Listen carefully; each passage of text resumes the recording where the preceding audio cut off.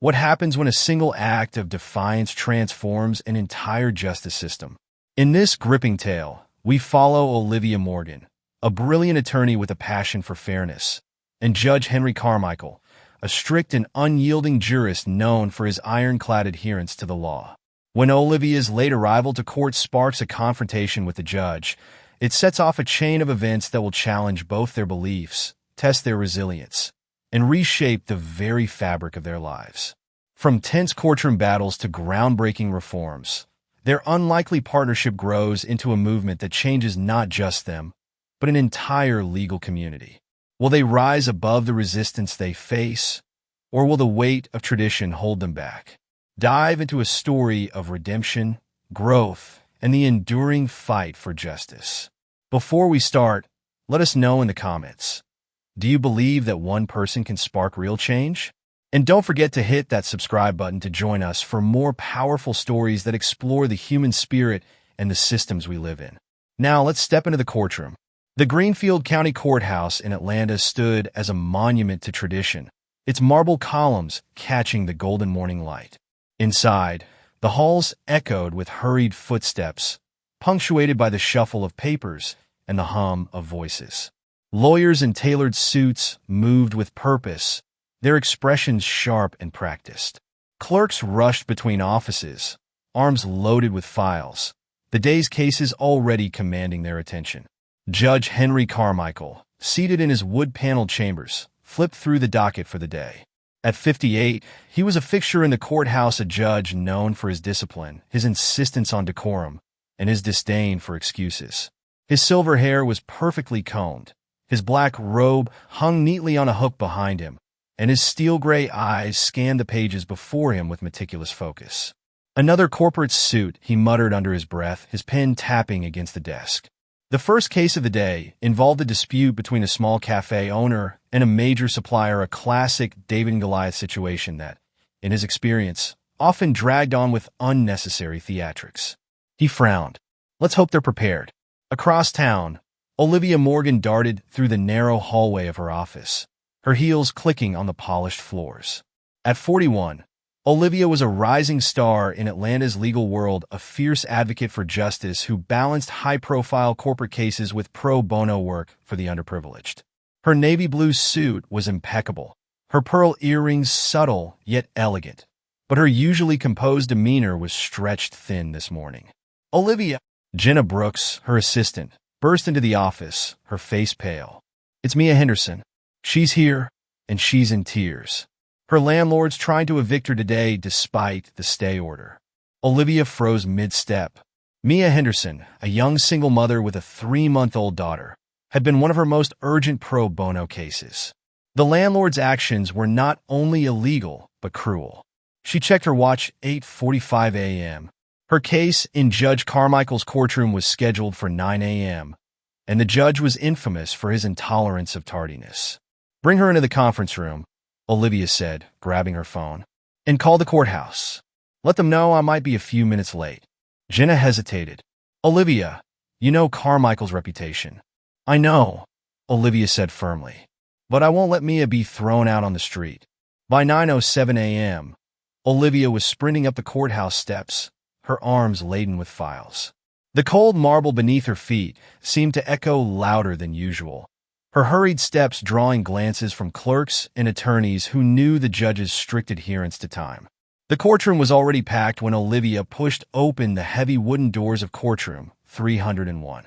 Her client, Ryan Parker, sat nervously at the defense table, his hands clasped tightly together. Across the aisle, 3 corporate lawyers, polished, confident, and visibly amused, whispered among themselves as Olivia walked in. Judge Carmichael's eyes flicked up from his bench, his expression hardening. His jaw tightened, and the gavel in his hand tapped once against the sound block. Ms. Morgan, he said, his voice cold and cutting. The court waits for no one. You were 7 minutes late. Olivia set her files down and stepped forward, her posture straight and professional. Your Honor, I sincerely apologize. I was assisting a pro bono client facing. Spare me the excuses, Carmichael interrupted, his tone dismissive. In my courtroom, we begin at 9 a.m. sharp. Not 9:07. Ryan shifted in his seat, his shoulders slumping under the weight of the judge's words. The corporate lawyers exchanged knowing smirks, their confidence bolstered by the judge's hostility. "I am holding you in contempt of court," Carmichael declared. "A fine of $1,000 to be paid by the end of the day." A murmur rippled through the gallery. Olivia remained calm, though her frustration simmered beneath the surface. "Your Honor," she said, her voice measured, "I was delayed while preventing an illegal eviction. As officers of the court, we are bound by our professional." "Enough!" Carmichael's voice rose slightly, and the gavel came down again.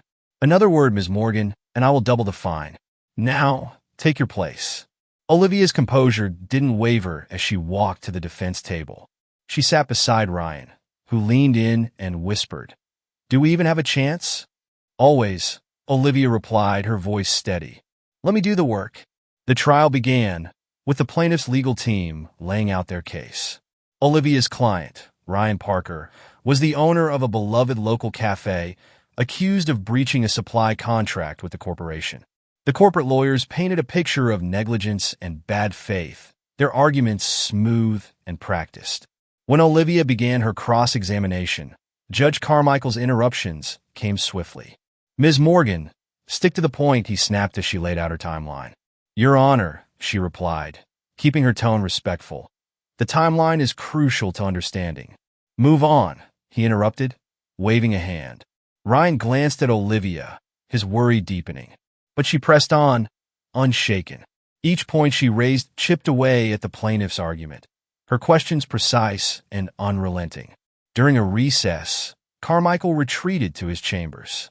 He sat at his desk, the weight of his gavel feeling heavier than usual. The morning's events replayed in his mind. Olivia's lateness, her calm defiance, the quiet tension in the room. His clerk, Emily Torres, knocked and entered, holding the latest issue of the National Lawyer's Journal. "Your Honor," she said, setting the magazine on his desk. "You might want to read this." Carmichael glanced at the cover. The headline read, "Trailblazer for Justice. Olivia Morgan elected president of the American Bar Association." The accompanying photo showed Olivia standing confidently at a podium, her reputation as a fierce advocate highlighted in bold letters. Carmichael leaned back in his chair, the article's words sinking in. For the first time, he wondered if his actions that morning had been driven by more than just his adherence to rules. A sliver of doubt crept into his thoughts, unsettling him. As the trial resumed, the atmosphere in the courtroom shifted. Carmichael, though still firm, listened more intently as Olivia presented her defense. She introduced key evidence, a series of emails and contracts that painted a clear picture of Ryan's innocence.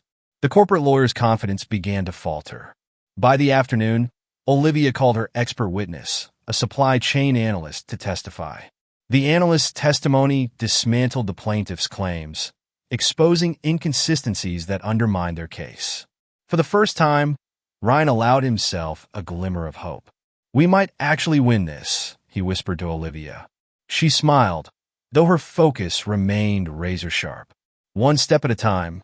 As the day drew to a close, Carmichael adjourned the session and returned to his chambers. The magazine lay open on his desk, Olivia's photo staring back at him. He picked up his journal, a habit from his early days as a judge, and began to write. "Today, I witnessed something I didn't expect, a challenge to my own sense of fairness. Perhaps justice requires more than rules. Perhaps it requires humility." The next morning, the air in courtroom 301 was heavy with anticipation. Word had spread about the first day of the trial, the gavel's sharp reprimands, Olivia Morgan's steadfast defense, and the looming David and Goliath narrative playing out before Judge Henry Carmichael. The gallery was fuller now, with law students, reporters, and curious onlookers eager to witness the clash. Olivia sat at the defense table, meticulously organizing her notes. Ryan Parker, her client, was beside her, nervously adjusting his tie. "Think they got anything new today?" Ryan asked, his voice low and uncertain. "They always have something new," Olivia replied, not looking up from her papers. Her tone was steady, even reassuring. "But so do we." When the trial resumed, the plaintiffs wasted no time. Lead counsel Peter Lawrence, a a seasoned corporate litigator with an air of practiced charm, approached the bench. "Your Honor," Lawrence began smoothly, "the plaintiff has new evidence to present a deposition from a former employee of Mr. Parker's establishment. This testimony will demonstrate a pattern of negligence and breach of contract on the part of the defendant." Olivia frowned, but kept her expression neutral. "Your Honor," she interjected, standing, "this so-called evidence was not disclosed during discovery, in clear violation of procedural rules." Judge Carmichael adjusted his glasses, scanning the document. His expression betrayed nothing, but the gallery held its collective breath, waiting for his decision. "Mr. Lawrence," the judge said, his voice even but firm, "Ms. Morgan's objection is valid. Evidence not disclosed during discovery cannot be admitted without justification. Care to explain this oversight?" Lawrence's smile faltered slightly, but he recovered. "Your Honor, the witness only recently came forward. We believe it pertinent to include this testimony, given its relevance." Carmichael glanced at Olivia, who stood poised and ready to respond. "Ms. Morgan, any counterpoints?" "Yes, Your Honor," Olivia said, stepping forward. "Allowing this evidence would set a dangerous precedent. Discovery exists to ensure fairness and transparency. If the plaintiff believed this testimony was crucial, they should have followed proper procedure." The judge tapped his gavel lightly. "Objection sustained. Mr. Lawrence, this deposition will not be admitted. Let's proceed."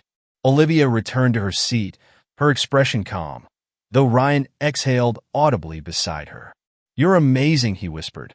She allowed herself the faintest smile. "Focus on what's next," she replied. As the plaintiff's case unfolded, Olivia found herself fending off increasingly aggressive tactics from the opposing counsel. The corporate team introduced financial records designed to paint Ryan's Cafe as a struggling business desperate enough to cut corners. Olivia rose to cross-examine the plaintiff's financial analyst. "Mr. Jacobs," she began, her tone cool and measured, "these records you presented, did you personally verify their accuracy?" The analyst hesitated. I relied on data provided by my client. "So, you cannot independently confirm their validity?" "Well, no." Olivia turned to the jury, letting the moment hang in the air before delivering her next question. "Would you agree that conclusions drawn from unverified data might be unreliable?" The analyst shifted uncomfortably. "In some cases, yes." "Thank you, Mr. Jacobs." "No further questions." The gallery murmured, sensing the subtle unraveling of the plaintiff's argument. Olivia returned to her seat, her confidence unshaken despite the relentless pace of the trial. Meanwhile, Judge Carmichael watched Olivia with increasing scrutiny. Her preparation was meticulous, her arguments razor-sharp. Yet, beneath his admiration was a lingering discomfort, a recognition that his earlier treatment of her might have been unfair. During a brief recess, he retreated to his chambers, flipping absent-mindedly through the pages of Olivia's ABA feature. Words like trailblazer and justice advocate leapt off the page, accompanied by a glowing description of her work defending marginalized clients. "She's remarkable," his clerk Emily said, stepping into the room. Carmichael glanced up.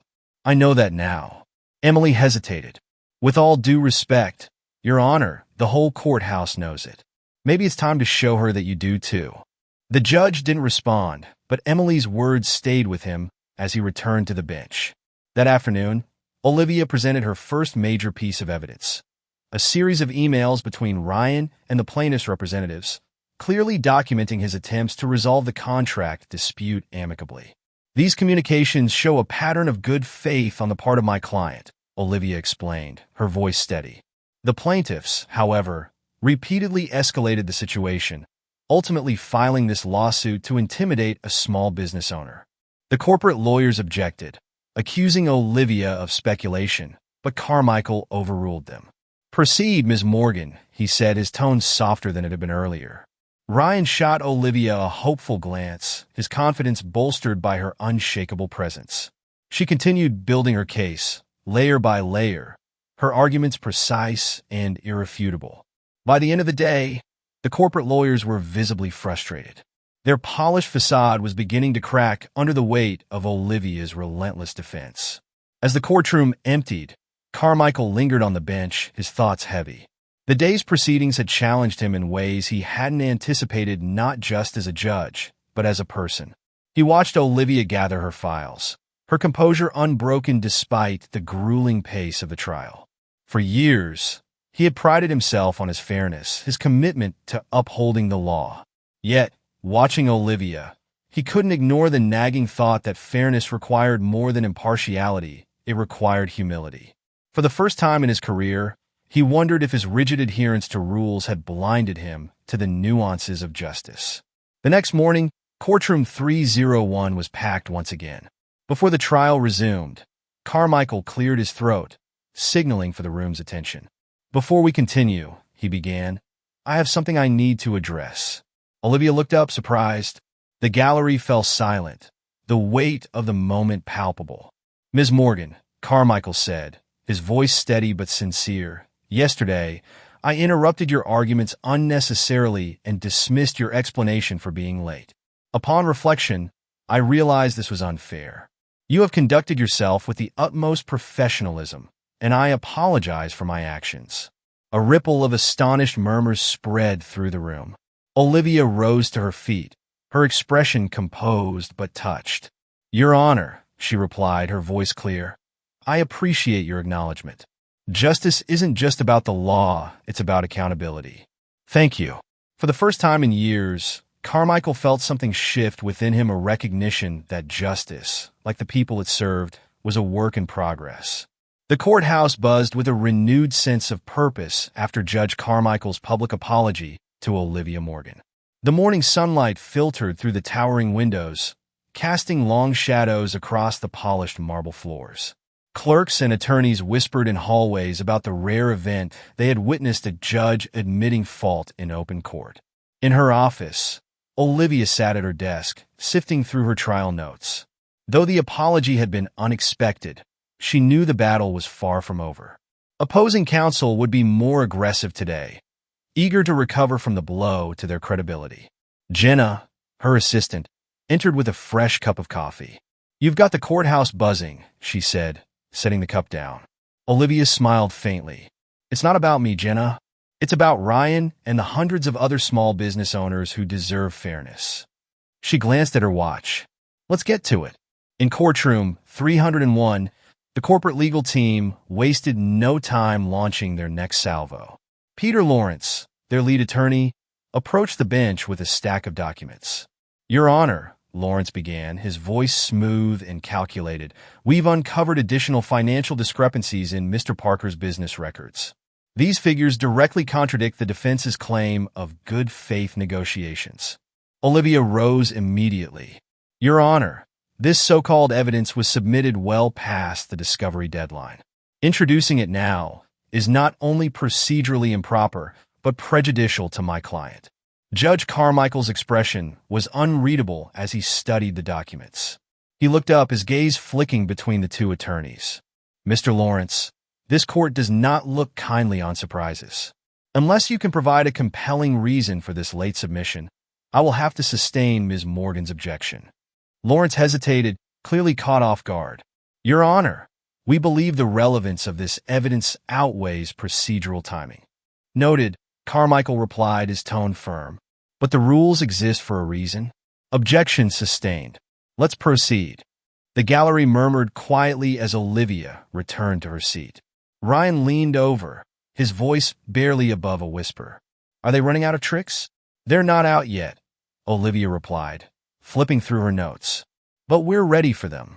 The defense's strategy began to take shape as Olivia introduced her next witness, Ellen Conway, a supply chain consultant with over 2 decades of experience. Ellen testified that Ryan's sourcing methods had been independently developed and predated the plaintiff's patent filing by nearly 3 years. "Ms. Conway," Olivia asked, her voice calm and measured, "based on your analysis, is there any evidence to suggest that my client's methods infringe on the plaintiff's patent?" "None whatsoever," Ellen replied confidently. "In fact, the methods used by Mr. Parker's cafe are demonstrably distinct and were implemented long before the plaintiff's patent existed." Peter Lawrence objected, claiming the testimony was speculative, but Carmichael overruled him. "Ms. Morgan," the judge said, You may continue. With each question Olivia posed, Ellen's testimony grew stronger, dismantling the plaintiff's case piece by piece. By the time she finished, the corporate lawyers were visibly uneasy. During a recess, Ryan pulled Olivia aside in the hallway. "You're doing great," he said, his tone a mix of awe and gratitude. "But do you think it's enough?" Olivia placed a reassuring hand on his shoulder. "The facts are on our side. Trust the process, Ryan. We're not just defending your business, we're defending what's right." Meanwhile, Judge Carmichael sat alone in his chambers, reviewing the day's testimony. For the first time, he found himself genuinely impressed by Olivia's preparation and clarity. Her arguments weren't just strong, they were unshakable. But his admiration was tinged with unease. He couldn't ignore the lingering thought that his earlier treatment of her might have undermined her case in ways he couldn't yet quantify. As the trial neared its conclusion, Olivia introduced her final piece of evidence, a series of internal emails from the plaintiff's corporation. The emails revealed that the lawsuit had been strategically planned as a way to eliminate smaller competitors. "This," Olivia said, her voice firm but steady, "is a clear example of predatory litigation. The plaintiffs never intended to resolve this dispute fairly. Their goal was to intimidate my client and force him out of business." The gallery erupted in whispers. Ryan glanced at Olivia, his eyes wide with gratitude. Peter Lawrence stood, visibly rattled. "Your Honor, this is a baseless accusation." Judge Carmichael raised a hand to quiet the room. "Mr. Lawrence, sit down." "Ms. Morgan, continue." Olivia turned to the jury, her gaze steady. "This isn't just about a contract. It's about the lengths powerful entities will go to crush those who stand in their way. We cannot let this kind of behavior go unchecked." The final day of the trial arrived, and the courtroom was packed. Reporters jotted down notes, law students whispered excitedly, and the gallery braced for the climax. Peter Lawrence delivered his closing argument first, leaning heavily on the narrative of procedural compliance and business necessity. His words were polished, but the cracks in his case were evident. Then Olivia rose. The room fell silent as she approached the jury, her presence commanding.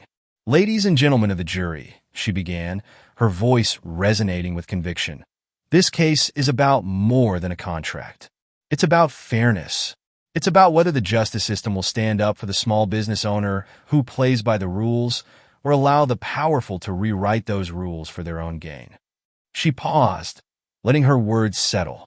Ryan Parker didn't breach a contract. He didn't cut corners. He built a business with integrity, and he deserves your protection. As she concluded, the gallery erupted into quiet applause, quickly silenced by a tap of Carmichael's gavel. After hours of deliberation, the jury returned with their decision. The tension in the room was palpable as the foreperson stood to deliver the verdict. "We find in favor of the defendant, Ryan Parker." A wave of relief swept over the defense table. Ryan covered his face with his hands, overwhelmed with emotion, while Olivia squeezed his shoulder. Judge Carmichael banged his gavel to quiet the room. "This court is adjourned," he said. As the courtroom emptied, Carmichael lingered at his bench, watching Olivia speak with Ryan and his supporters. For the first time in years, he felt a renewed sense of purpose, a reminder of why he had chosen this profession in the first place. The energy in the courthouse lobby was electric. Ryan Parker stood surrounded by friends, supporters, and reporters, his face alight with relief. "I don't have the words," Ryan told a journalist, shoving a microphone toward him. "All I know is that justice worked today. That's thanks to my lawyer, Olivia Morgan. She believed in me when I was ready to give up." Olivia hung back, watching Ryan reclaim his confidence. This was why she had chosen this work, not for the accolades, but for moments like this when a small victory could change a life. As the crowd thinned, Ryan approached her, holding out his hand. "Olivia, I can't thank you enough. You didn't just save my business, you saved me." She smiled, shaking his hand firmly. "You did the hard part, Ryan. You kept fighting even when it seemed hopeless." He nodded, his voice steady. "I owe you everything." In his chambers, Judge Carmichael sat alone, his thoughts racing. The verdict had been just, the jury's decision sound, yet he couldn't shake the unease lingering in his chest. For years, He had prided himself on his impartiality, his commitment to the letter of the law. But Olivia's case had forced him to confront uncomfortable truths about his own biases, truths he had spent decades ignoring. He opened his journal, a habit he had maintained since his early days on the bench. With a heavy sigh, he began to write. Today, I witnessed the best of what the legal system can achieve, a fair outcome for a deserving individual. But I also saw the worst in myself. My initial treatment of Ms. Morgan was neither fair nor impartial. If justice is to mean anything, it must start with self-reflection. The words sat on the page like a confession. For the first time, Carmichael wondered if the courtroom he had spent his life commanding needed more than rules, it needed humanity. By the next morning, news of the trial had spread beyond Greenfield County. Local papers praised Olivia Morgan's defense, while legal blogs dissected the courtroom dynamics, particularly Judge Carmichael's public apology. An unlikely ally, one headline read, "How a Stern Judge and a Fierce Advocate Redefined Justice in Greenfield County." Olivia's office was flooded with calls, some from potential clients, others from colleagues congratulating her on the case. But one email stood out. It was from a law student who had been in the gallery during the trial. "Dear Ms. Morgan," the email began, "watching you in court inspired me. Your poise, your preparation, and your ability to stand tall in the face of adversity reminded me why I want to be a lawyer. Thank you for showing us what justice looks like." Olivia leaned back in her chair, the words filling her with a quiet sense of purpose. A few days later, Olivia received an unexpected invitation to meet Judge Carmichael in his chambers. Jenna raised an eyebrow when she delivered the message. "What do you think he wants?" "No idea," Olivia replied, though her curiosity was piqued. Carmichael's chambers were as orderly as she had imagined. Books lined the shelves, each one neatly arranged, and the desk was free of clutter save for a single framed photo of his daughter, Emily. "Ms. Morgan," Carmichael began, rising to greet her. His tone was formal, but less cold than it had been in court. "Thank you for coming." "Of course, Your Honor," she replied, taking the seat he offered. He paused, as if searching for the right words. "I wanted to express my respect for how you handled yourself during the trial. Your advocacy was exceptional, and your conduct, professional, even when I wasn't." Olivia tilted her head, surprised. "Your apology in court was more than enough, Your Honor." "Perhaps," he said, nodding, "but I believe in learning from one's mistakes. If you're open to it, I'd like to discuss ways we can improve courtroom dynamics moving forward, ways to ensure fairness isn't undermined by unconscious biases, including my own." The offer caught Olivia off guard, but she saw the sincerity in his expression. "I'd be happy to, Your Honor. Change starts with dialogue, after all." What began as a single conversation turned into a series of meetings. Over the next few weeks, Olivia and Carmichael brainstormed ways to address bias and inequality within the courthouse. They proposed mentorship programs for young lawyers, training sessions for judges on recognizing implicit biases, and community outreach initiatives to rebuild trust in the legal system. Not everyone welcomed their efforts. Some judges saw the proposals as unnecessary, even intrusive. "Carmichael, what's gotten into you?" one colleague asked during a lunch meeting. "You've run a tight courtroom for years. Why change now?" "Because justice demands it," Carmichael replied, his tone leaving no room for argument. The first major step in their initiative was hosting a seminar for Greenfield County's legal community. The event drew judges, attorneys, and law students, all curious to hear what Carmichael and Olivia had to say. Carmichael opened with a frank admission. "For most of my career, I believed that following the rules was enough to ensure justice. But this trial taught me that the law is not infallible. It is shaped by those who enforce it, for better or worse." Olivia followed with her own perspective. "Bias, whether conscious or unconscious, is a barrier to justice. A fair system isn't one that pretends bias doesn't exist, it's one that actively works to dismantle it." Their words resonated, sparking a lively discussion among the attendees. By the end of the seminar, several judges approached Carmichael privately, expressing interest in adopting similar initiatives in their own courtrooms. As the initiative gained momentum, so did the resistance. A prominent law journal published an opinion piece criticizing their efforts. calling them unnecessary interventions in a time-tested system. Carmichael read the article in his chambers, frustration evident in his furrowed brow. Olivia, however, remained unfazed. Change always faces resistance, she told him during one of their meetings. The important thing is to keep pushing forward. The results will speak for themselves. The opportunity to put their principles into action came sooner than expected. A high-profile case involving racial discrimination in hiring practices landed on Carmichael's docket. The stakes were high, and the legal teams on both sides were well-matched. Olivia, acting as co-counsel for the plaintiffs, saw the case as a chance to challenge systemic inequities head-on.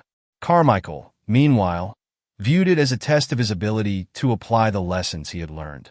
The trial was tense and emotionally charged, but by its conclusion, the jury delivered a verdict in favor of the plaintiffs, sending a clear message about accountability. For Carmichael, the trial was a turning point, a chance to prove to himself and others that change was possible, even within the rigid confines of the law. The verdict in the discrimination case sent ripples through Greenfield County. For Olivia Morgan, it was a victory for justice. For Judge Carmichael, it was a validation of his evolving philosophy. But not everyone saw it that way. Criticism mounted in legal circles, especially from those who felt the judiciary was being politicized.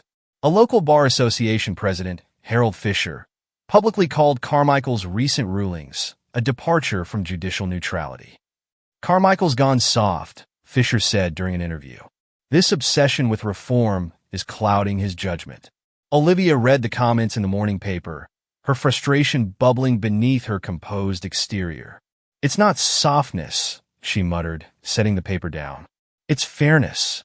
Jenna, her assistant, raised an eyebrow. "Want me to draft a response?" Olivia shook her head. "No. We'll let the work speak for itself."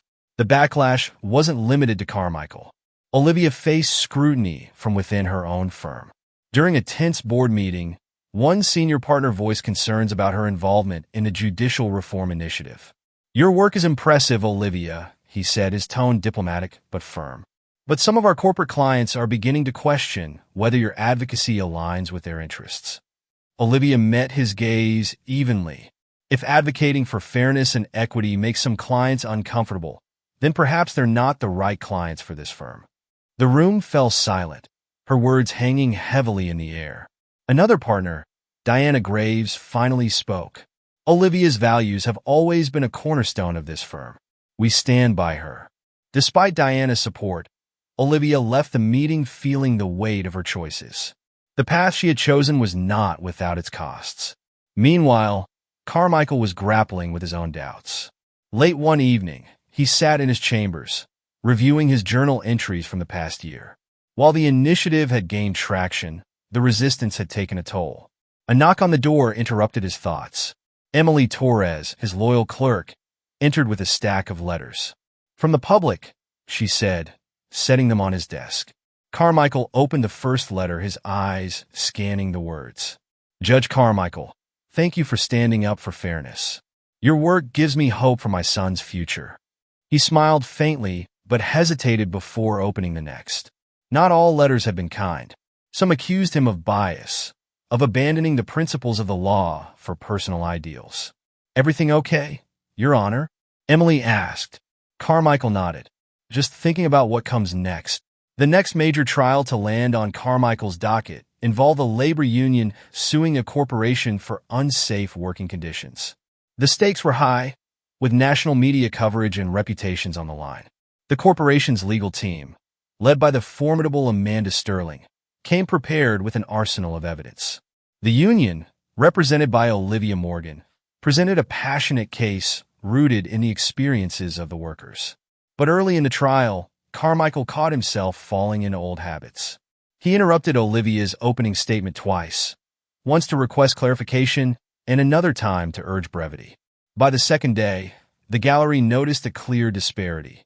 Sterling was given more freedom to argue her case, while Olivia faced frequent challenges. During a recess, Olivia approached Carmichael in his chambers. "Your Honor, may I speak candidly?" He nodded, though his posture stiffened. You've worked hard to make this courtroom a place of fairness, Olivia said. But today it feels like we've taken a step back. Please let the facts speak for themselves. Her words stung, but they were true. Carmichael leaned back in his chair, nodding slowly. Thank you, Ms. Morgan. I'll reflect on that. The following day, Carmichael entered the courtroom with a renewed sense of focus. He allowed both sides to present their arguments without interruption, asking thoughtful questions to clarify key points. Olivia seized the opportunity, presenting evidence that highlighted the corporation's neglect and its impact on the workers' health. The union's case, once overshadowed by the corporation's resources, began to resonate with the jury. By the end of the trial, the tide had shifted. The jury ruled in favor of the union, awarding damages and mandating changes to the corporation's safety protocols. As the verdict was read, Olivia felt a surge of relief. Carmichael's even-handedness had restored balance to the trial, proving that progress, while imperfect, was possible. Despite the victory, the backlash against the initiative reached a boiling point. A coalition of corporate attorneys filed a lawsuit challenging the mentorship program, claiming it unfairly prioritized minority applicants. The lawsuit threatened to dismantle years of progress. Olivia and Carmichael met in his chambers to discuss their strategy. This isn't just about the program, Olivia said, her frustration evident. It's about silencing the voices that are demanding change. Carmichael nodded, his expression grim. We'll fight it, not for us, but for the people who need this program the most. In the weeks that followed, Carmichael and Olivia launched a campaign to defend the initiative. They hosted town halls, wrote op-eds, and appeared on national television to make their case. At one event, Ryan Parker spoke passionately about how the program had changed his life. Without this initiative, I wouldn't be here today, he said. It's not about special treatment, it's about giving people a fair shot. His words resonated, drawing applause from the crowd. The lawsuit challenging the mentorship program reached the state's highest court. Olivia represented the initiative, arguing with the same precision and passion that had defined her career. Programs like this don't undermine fairness, she told the court. They ensure it. By leveling the playing field, we create a justice system that reflects the values we claim to uphold. The court ruled in favor of the initiative, a decision that sent shockwaves through the legal community. The victory reignited momentum for the initiative. Carmichael and Olivia expanded the program, incorporating new training modules and outreach efforts. At a celebration marking the initiative's 3-year anniversary, Carmichael addressed the crowd. Justice isn't static, he said. It evolves as we evolve. Together, we've proven that change is possible even in the most entrenched systems. Olivia stood beside him, her smile reflecting the hard-fought battles they had won. With the lawsuit behind them, the Greenfield Judicial Fairness Initiative gained national attention. Carmichael and Olivia were invited to speak at a legal reform summit in Washington, D.C., alongside judges and attorneys from across the country. The summit's theme, Reimagining Justice, aligned perfectly with their work. As they took the stage, the room fell silent, every attendee eager to hear from the duo who had become symbols of change. Carmichael spoke first, his voice steady but reflective. For decades, I believed that enforcing the law without deviation was the definition of fairness. But this initiative taught me something I should have known all along. Fairness isn't static. It adapts to the needs of those it serves. Olivia followed, her passion unmistakable. Justice is more than a system, it's a promise. A promise that no matter who you are or where you come from, your voice matters. But promises mean nothing without action, and action is what we're here to inspire. The audience erupted in applause. Journalists scribbled notes, while attendees lined up to shake their hands after the session. That evening, Olivia and Carmichael shared a quiet dinner at a small D.C. restaurant. The weight of the day hung between them not in exhaustion, but in the realization of how far they had come. You were incredible today, Carmichael said, raising his glass of iced tea. So were you, Olivia replied, clinking her glass against his. Do you ever think about how it all started? One late morning and $1,000 fine. Carmichael chuckled. If someone told me then that we'd be here now, I would have said they were out of their mind. They laughed, the shared memory a testament to the unlikely partnership that had transformed their lives and the lives of countless others. The victory was tempered by a personal challenge for Carmichael. His daughter, Emily, who had grown closer to him over the past year, faced her own battles in law school. Her professor, a staunch traditionalist, criticized her for defending progressive policies in a moot court exercise. "Your arguments lack objectivity," he had said, his tone dismissive. "You're letting emotions cloud your reasoning." Emily shared the incident with her father over dinner, her frustration evident. "He doesn't even listen, Dad. He's already made up his mind about me because of what I stand for." Carmichael felt a pang of guilt. He had been that professor once, rigid and unyielding. "Emily," he said, reaching across the table to hold her hand, "don't let his bias define your worth. If anything, use it as fuel to prove him wrong." Back in Greenfield County, the mentorship program expanded to include judges from neighboring districts. Olivia and Carmichael personally oversaw the new curriculum, which combined legal ethics with practical lessons on addressing implicit bias. One of the new ments, a young attorney named Clara Banks, approached Olivia after a session. "I just wanted to say thank you," Clara said, her voice trembling slightly. "Before this program, I didn't think someone like me could succeed in this field. But now I feel like I belong." Olivia smiled, her own experiences reflected in Clara's words. "You do belong," she said, "and don't let anyone convince you otherwise." Another high-profile case soon landed in Carmichael's courtroom, a whistleblower lawsuit against a pharmaceutical giant accused of concealing safety data. The stakes were enormous, with millions of dollars and lives on the line. The plaintiff's legal team, led by Olivia, faced off against a corporate defense stacked with high-powered attorneys. From the outset, the trial was contentious. The defense sought to discredit the whistleblower, using every procedural tactic to delay or derail the case.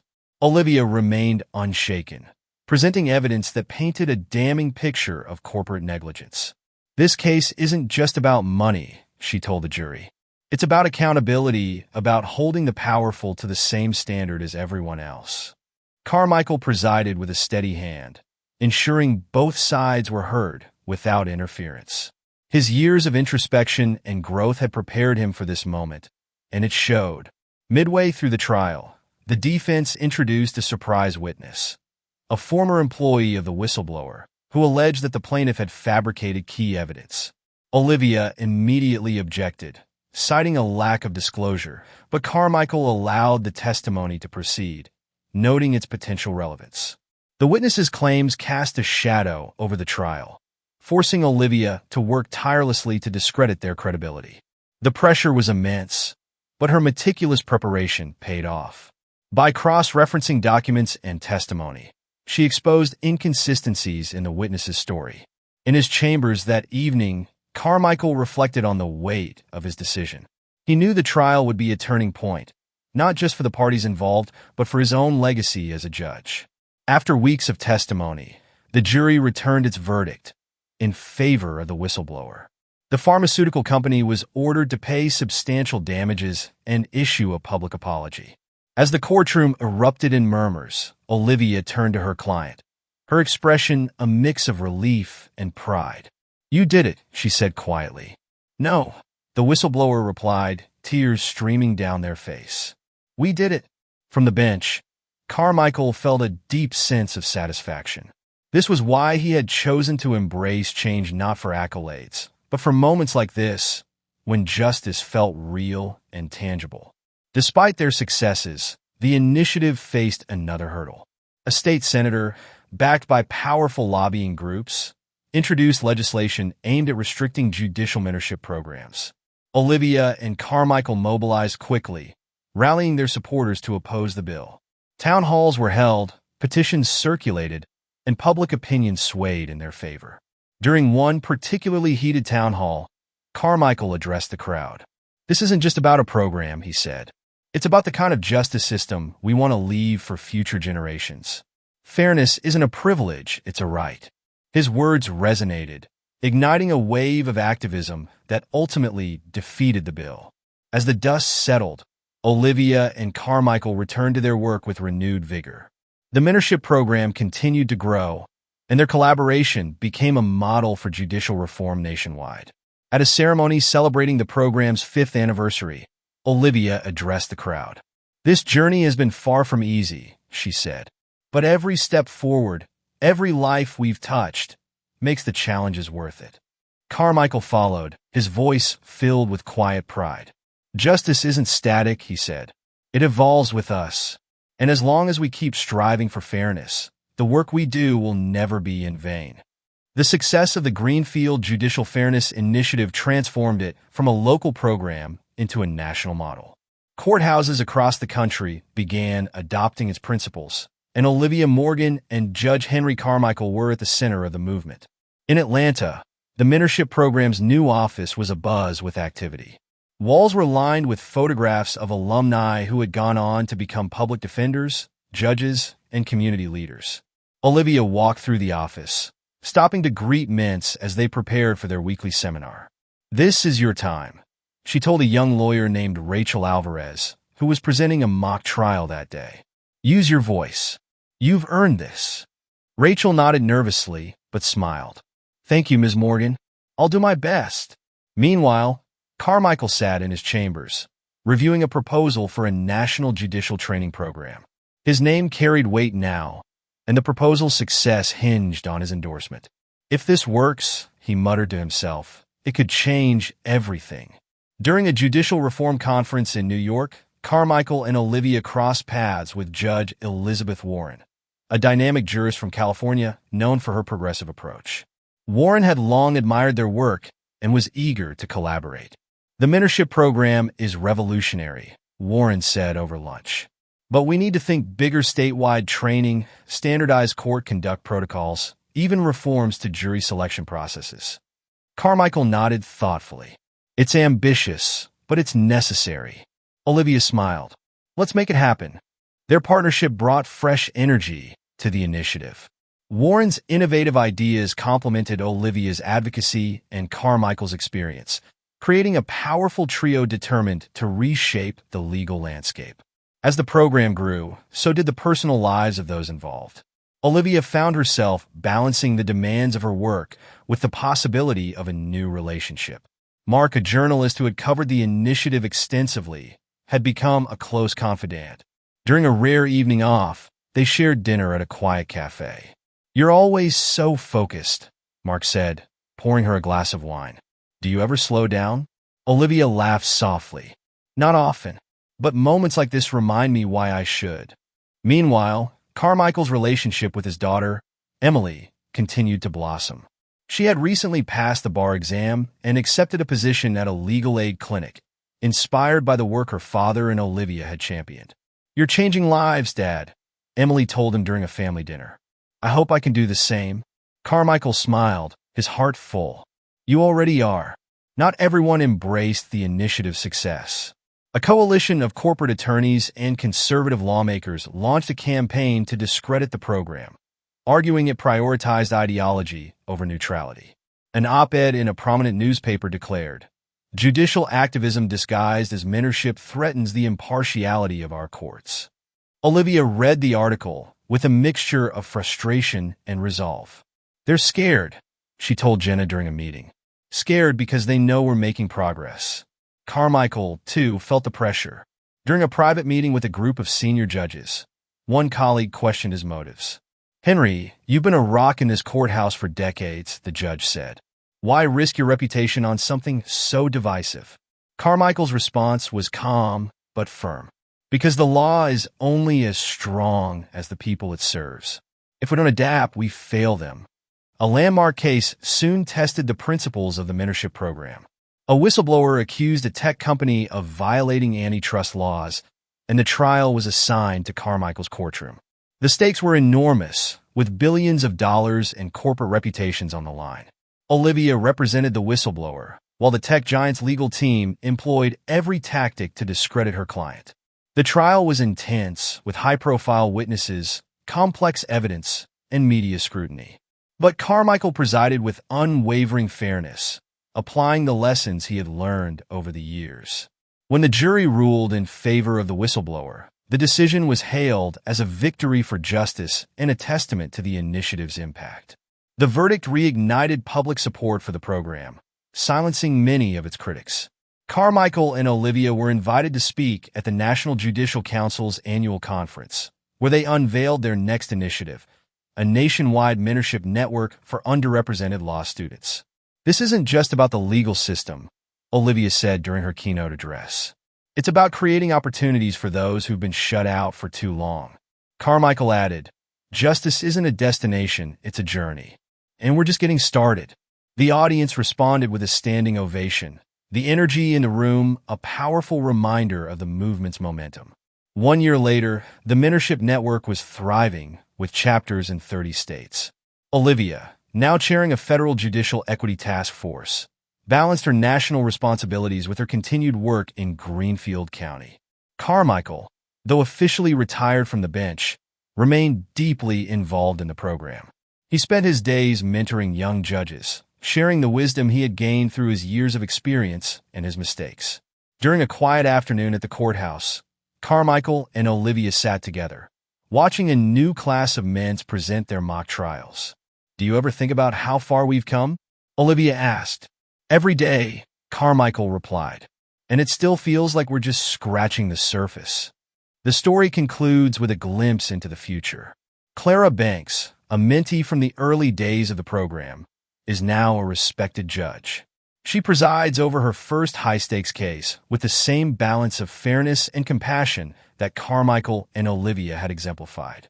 In the gallery sits Rachel Alvarez, now mentoring her own group of young attorneys. "Change takes time," Rachel tells them, "but every step forward matters." Above the bench hangs a plaque bearing the initiative's motto, "Justice grows with us."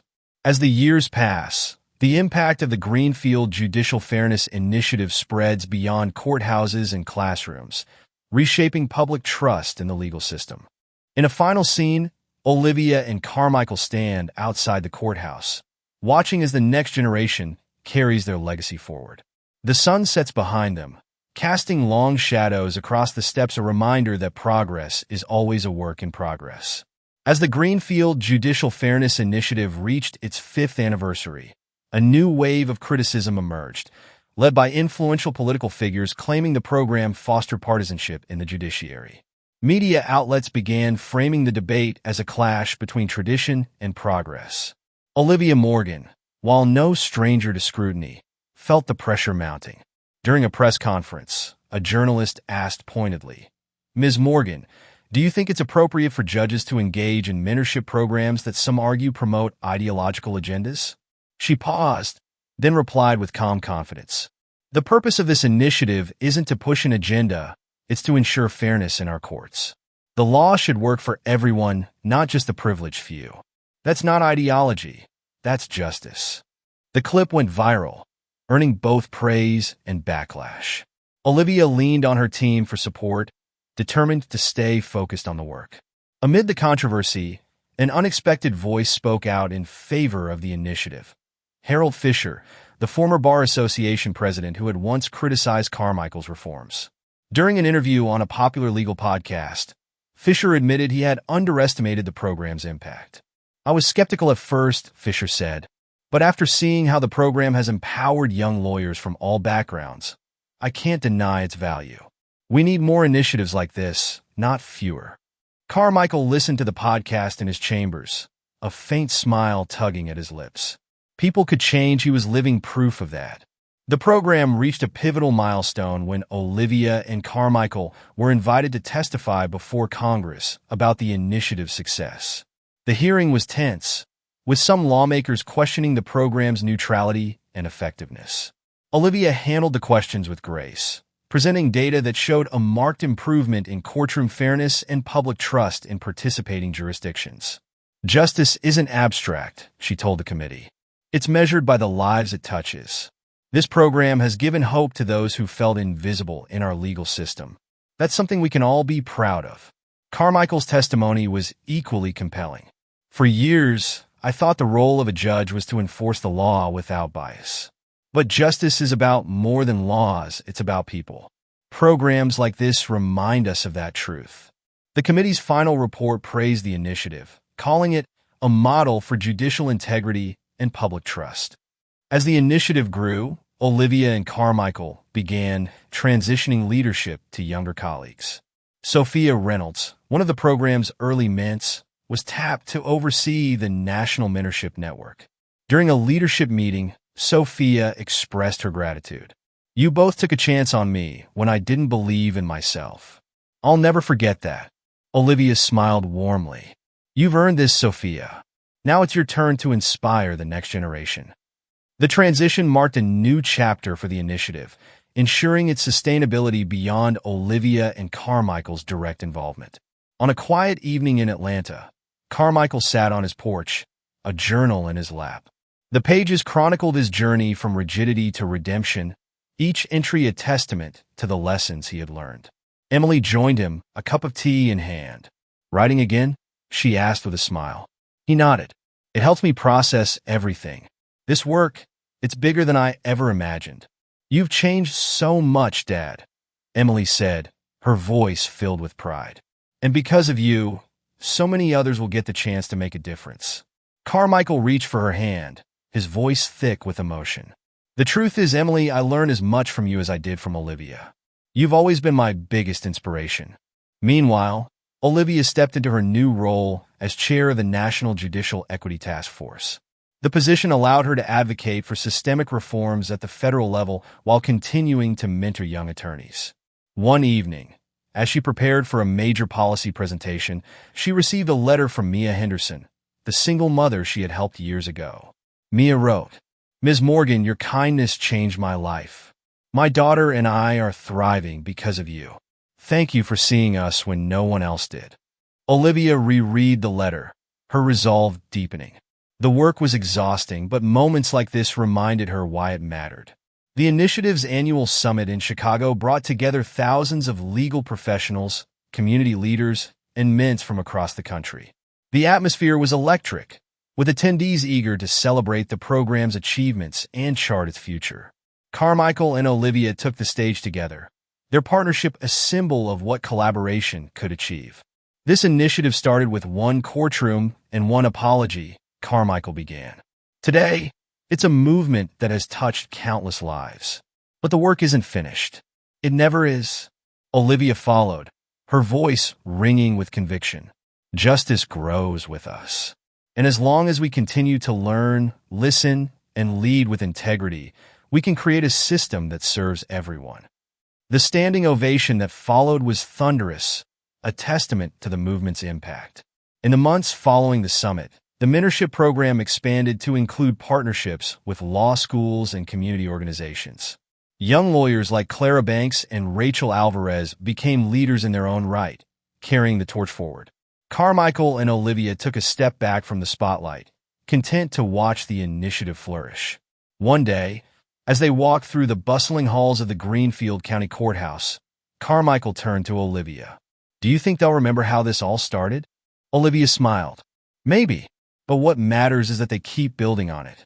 That's the true legacy." Years later, Olivia and Carmichael attend the dedication ceremony for a new judicial training center named in their honor. As the sun sets, casting a warm glow over the building, they reflect on their journey. "This isn't the end," Olivia says. Carmichael nods. "No, it's just the beginning." The camera pans out, leaving their silhouettes framed against the horizon, a symbol of progress, perseverance, and the enduring power of justice. If you've been inspired by Olivia and Judge Carmichael's journey to transform the justice system, don't forget to subscribe to stay updated with more stories that shine a light on resilience, growth, and the pursuit of fairness. Join us as we continue to explore narratives that challenge the status quo, celebrate human triumphs, and remind us all that even the smallest acts of justice can ripple into lasting change. Hit that subscribe button, and let's build a more empathetic and just world one story at a time.